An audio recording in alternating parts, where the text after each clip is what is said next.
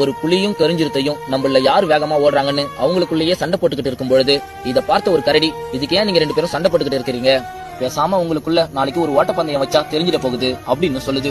அடுத்த நாள் அந்த ஓட்டப்பந்தயமும் ஆரம்பிக்குது. அப்ப புலியும் கருஞ்சிருத்தையும் வேகமா ஓட ஆரம்பிக்கிறாங்க. இந்த ஓட்டப்பந்தயத்தை வேடிக்கை பார்க்க வந்த மத்த விலங்குகள் எல்லாம் கருஞ்சிருத்தை தான் ஜெயிக்கும், புலி தோத்துடும்னு கத்துறாங்க.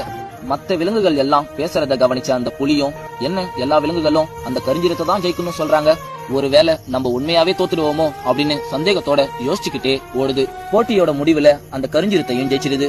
தோத்து போன அந்த புலியும் சோகமா நின்னுட்டு இருக்கும் பொழுது அப்ப கரடி வந்து, நான் உன்னை கவனிச்சுக்கிட்டு தான் இருந்தேன், நீ போட்டியோட முடிவுல தான் தோத்தன்னு நினைக்காத, நீ போட்டியோட ஆரம்பத்திலேயே தோத்துட்ட, நீ எப்ப மத்தவங்க சொல்றத கவனிக்க ஆரம்பிச்சு ஒருவேளை நம்ம தோத்துடுவோமோ அப்படின்ற உன் நம்பிக்கைய உடைச்சி எப்ப உனக்குள்ளேயே ஒரு சந்தேகம் எழும்பிச்சோ அப்பவே நீ தோத்துட்ட.